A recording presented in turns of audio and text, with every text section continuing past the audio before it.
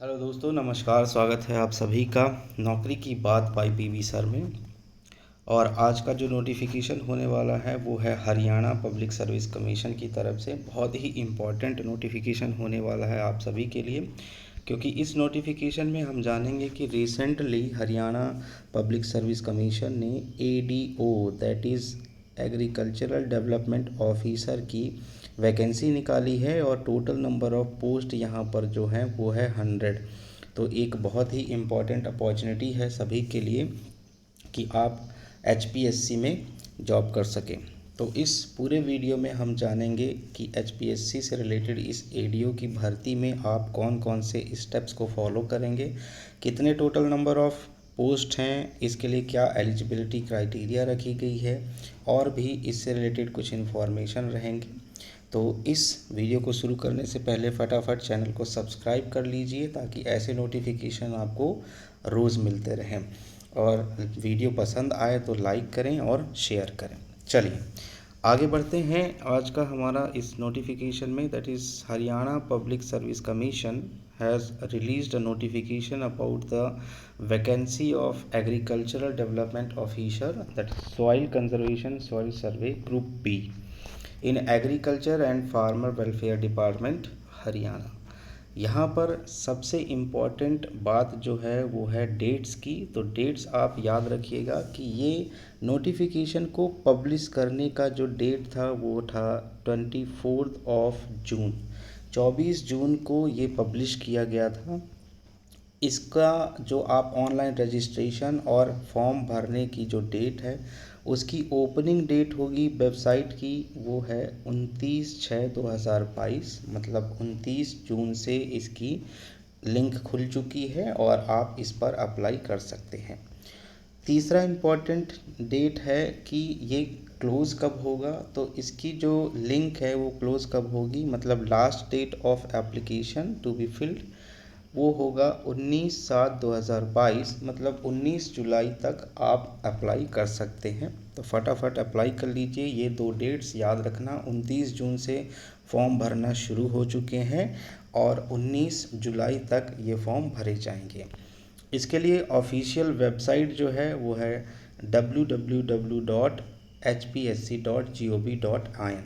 ये हो गया इसका इम्पॉर्टेंट डेट से रिलेटेड बातें। आगे हम बात करेंगे कुछ इम्पॉर्टेंट इंस्ट्रक्शंस के बारे में जो कि इस एचपीएससी के थ्रू रिलीज़ किया गया है। तो सबसे पहले इसमें हम देखेंगे कि candidates to ensure their eligibility for the post.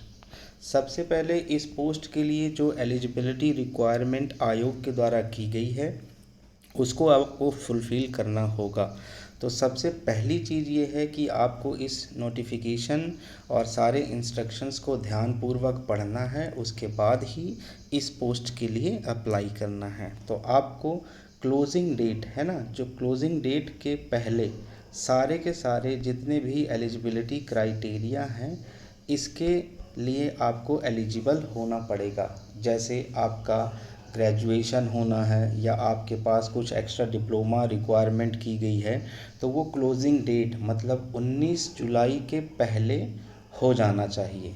अगर 19 जुलाई के बाद आपके पास वो सारी चीज़ें अवेलेबल होती हैं तो वो अमान्य कर दी जाएंगी। इसीलिए ये सारा इंस्ट्रक्शन पढ़ना बहुत इम्पॉर्टेंट है। ठीक है, चलिए आगे बात करते हैं हम इसके कुछ और भी बातें हैं, जैसे कि इसके लिए आपको अप्लाई कैसे करना है ना। तो एप्लीकेशन फॉर्म भरने के लिए आपको सबसे पहले यहाँ पर इसकी ऑफिशियल वेबसाइट पर जाना होगा दैट इज़ hpsc.gov.in पर। और जैसे ही आप इस पर लॉगिन करेंगे तो आपको डिटेल्ड इंस्ट्रक्शन वहाँ पर मिल जाएगी कि आपको फॉर्म कैसे फिलअप करना है और किस तरह के स्टेप्स को फॉलो करना है। ठीक है, इसके अलावा यहाँ पर जो लास्ट डेट रखी गई है, last date for receipt of application. So last date क्या होगा कि क्लोजिंग डेट जो भी रखी गई है 19/7/22 है ना, रात को 11:55 तक आप इसमें अप्लाई कर सकते हैं। और इसके लिए अप्लाई करने का जो वेबसाइट है वो आपको पता ही है hpsc.gov.in।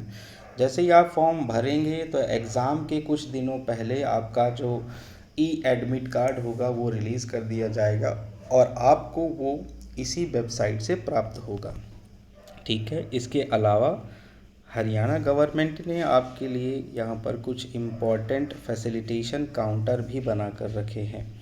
So special facilitation counter जो होगा वो उसके लिए यहाँ पर हेल्पलाइन नंबर दिए गए हैं। अगर आपको कुछ इम्पोर्टेंट जानकारी चाहिए तो इन नंबर्स पर आप क्या कर सकते हैं, कांटेक्ट कर सकते हैं। इसके अलावा हेल्प डेस्क ईमेल आईडी भी बताई गई है टेक्निकल क्वेरीज़ के लिए। सो यहाँ पर जो आपका ईमेल आईडी है वो है hpscrecruitment@registernow.in। इस पर आप मेल करके भी अपनी जो भी टेक्निकल क्वेरीज़ हैं बिटवीन 9 to 6 आवर्स ये आप पूछ सकते हैं। ठीक है, आगे हम बात करेंगे कि इसमें जो नंबर ऑफ़ पोस्ट हैं कैटेगरी वाइज इनका किस तरह से डिस्ट्रीब्यूशन किया गया है। So total number of post are 100 post हैं और इसमें पोस्ट का नाम जो रखा गया है वो है agricultural development officer, soil conservation and soil survey group B. इसके लिए कैटेगरी वाइज अगर हम बात करते हैं कैटेगरी वाइज कि किस प्रकार इसको डिस्ट्रीब्यूट किया गया है, सो आप देख सकते हैं यहाँ पर कि जनरल एंड अनरिजर्व्ड कैटेगरी के लिए 55 है, जनरल एंड अनरिजर्व के लिए 55 पोस्ट रखी गई हैं। शेड्यूल्ड कास्ट ऑफ हरियाणा के लिए 20 पोस्ट हैं। Backward class A of Haryana के लिए 10 पोस्ट रखी गई है। इसी तरह से backward class B of Haryana के लिए 5 पोस्ट रखी गई है और economically weaker section that is EWS of Haryana के लिए 10 पोस्ट रखी गई है। So total number of post are 100। इनके अलावा यहाँ पर कुछ एक्स सर्विसमैन हैं, जैसे जनरल के लिए जो एक्स सर्विसमैन रहेंगे हरियाणा के उनके लिए 3 रखा गया है। Ex serviceman scheduled caste of Haryana 1 रखी गई है।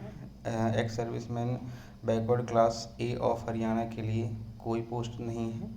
Ex serviceman backward class B of Haryana के लिए 1 पोस्ट है।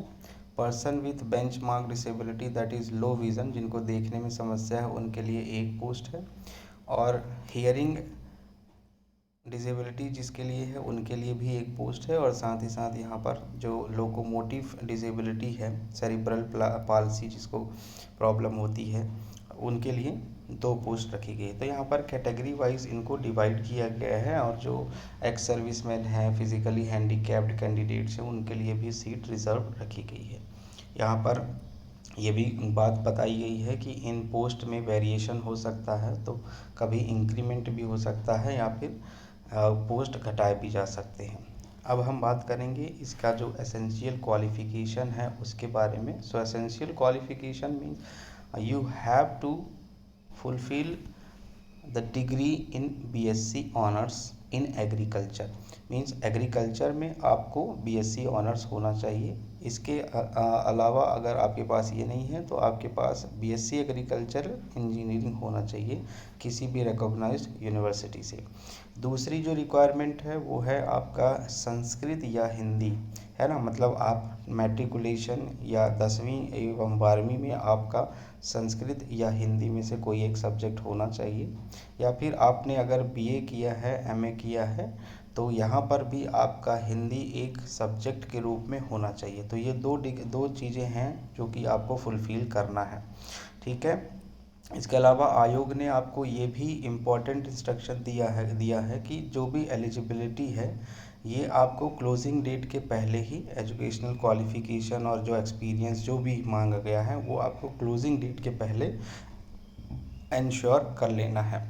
ठीक है, और दूसरी चीज़ ये होती है कि अगर आपको जो भी एलिजिबिलिटी क्राइटेरिया है, अगर आपको थोड़ा भी डाउट है तो आप इस फॉर्म को फिलअप नहीं करें। अगर आप पूरी तरह 100% एश्योर हैं कि मैं इस चीज़ के लिए फुलफ़िल कर रहा हूँ सभी रिक्वायरमेंट्स को, तभी आप अप्लाई करें, है ना। और ये सारी की सारी चीज़ें 19 जुलाई के पहले कंप्लीट हो जाना चाहिए। ठीक है,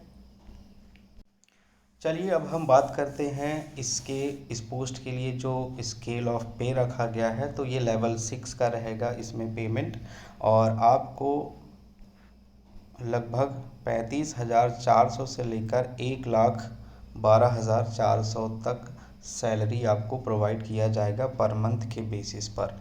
और इसमें जो सर्विस रूल है वो आपका कहना चाहिए कि the service rule and amendment up to the issuance of this advertisement for this requirement are available on the website of agriculture and farmer welfare department Haryana. ठीक है, इस सर्विस रूल के बारे में, इसके बारे में आपको agriharyana.gov.in के वेबसाइट में पूरी जानकारी रखी गई है, जिसके तहत आपकी सर्विस होगी। फिर उसके बाद आता है एलिजिबिलिटी कंडीशंस, मतलब आपकी नेशनैलिटी क्या होनी चाहिए। तो ऑब्वियस सी बात है, अगर आप भारत के रहवासी हैं तो आपका इंडियन होना आवश्यकता है। So citizen of India can apply. A subject of Nepal, subject of Bhutan, Tibetan refugee जो कि 1 जनवरी 1965 से आकर रह रहे हैं। कोई भी ऐसा पर्सन जो इंडियन ओरिजिन का है और वो माइग्रेट हुआ है इन कंट्रीज़ से, वो भी अप्लाई करने के लिए एलिजिबल होता है। तो ये कुछ कंडीशन है जो एलिजिबिलिटी कंडीशन बताते हैं इस पे। आगे हम बात कर, आइए अब हम देखते हैं कि इस पोस्ट के लिए जो एज लिमिट रखी गई है वो क्या है। सो एज लिमिट रखी गई है यहाँ पर 18 से 42 साल, है ना। 18 साल से 42 साल मतलब मिनिमम ईयर है 18 ईयर्स, और जो मैक्सिमम अपर एज लिमिट है वो 42 ईयर्स है। और यहाँ पर क्लोजिंग डेट के पहले दी गई है। ठीक है, मतलब यहाँ पर आपको 1/6/2022 तक इस 2 क्राइटेरिया के बीच में रहना पड़ेगा।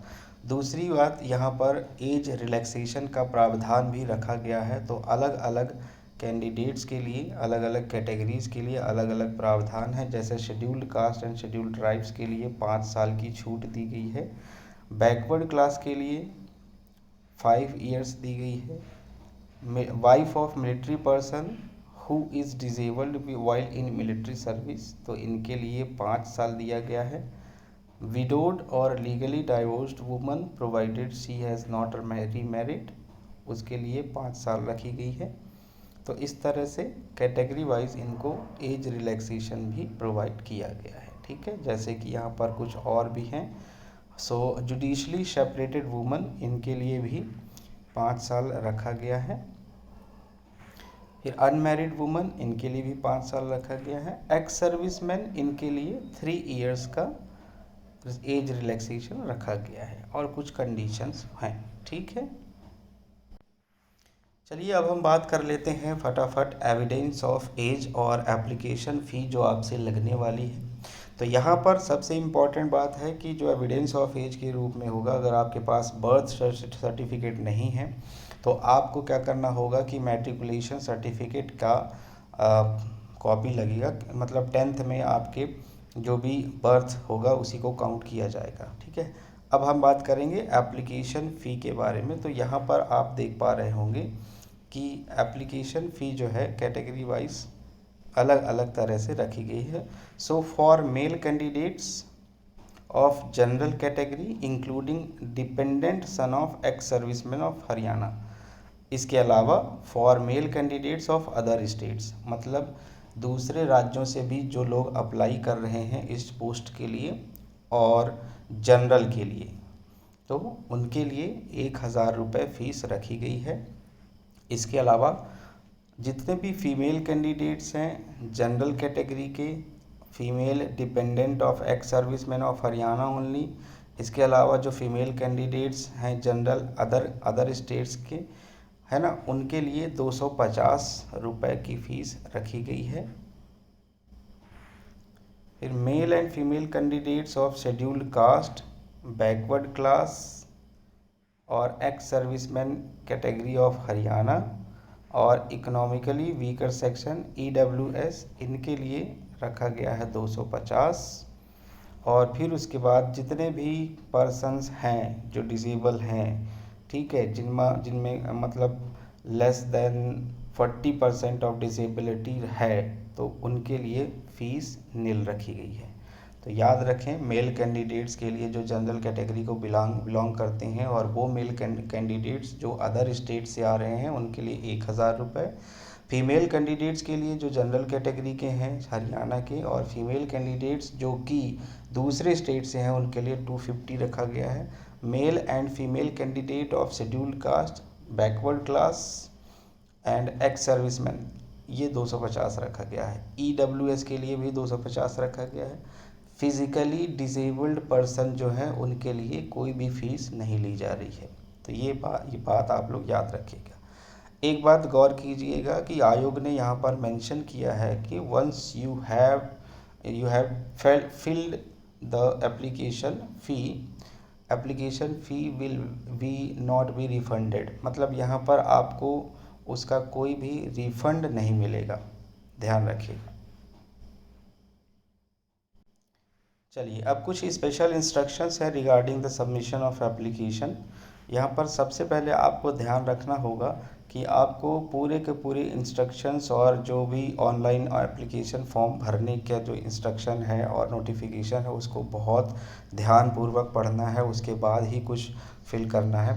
जब भी आप अपना एप्लीकेशन फॉर्म फिल करेंगे तो उसमें आप अपनी जानकारी जैसे अपना नाम, माता पिता का नाम, date of birth, category, qualification, ये जो भी आपने मार्क्स ऑब्टेंड किया, आपका पासिंग ईयर, आपका फ़ोटो, आपका सिग्नेचर, ये और सभी की सभी चीज़ें क्या होनी चाहिए, प्रॉपर होनी चाहिए। क्योंकि यहाँ पर आयोग ने साफ साफ मेंशन कर दिया है कि अगर आप एक बार फॉर्म सबमिट कर देते हैं तो उसमें किसी भी तरह का कोई भी चेंज नहीं होगा। So no change will be allowed and no request for change of any particular in the online application form shall be entertained by the commission. यहाँ पर साफ साफ लिखा है, इसलिए आपको ये सारी की सारी जानकारी बहुत ध्यानपूर्वक भरना है और उसके बाद सबमिट करना है। ठीक है, तो आई होप कि आप सभी को कुछ ना कुछ इन्फॉर्मेशन मिली होंगी आज की इस जानकारी से। तो धन्यवाद आप सभी का बने रहने के लिए। थैंक्स। मिलते हैं जल्द ही नए नोटिफिकेशन के साथ, तब तक अपना ध्यान रखें, खुश रहें और अच्छी तैयारी करते रहें। धन्यवाद आप सभी का। वीडियो पसंद आए तो कमेंट सेक्शन में आप कमेंट करके बताइए हमें। चैनल को सब्सक्राइब कर लीजिए और लाइक एंड शेयर ज़रूर करिएगा। धन्यवाद आप सभी का। Thank you.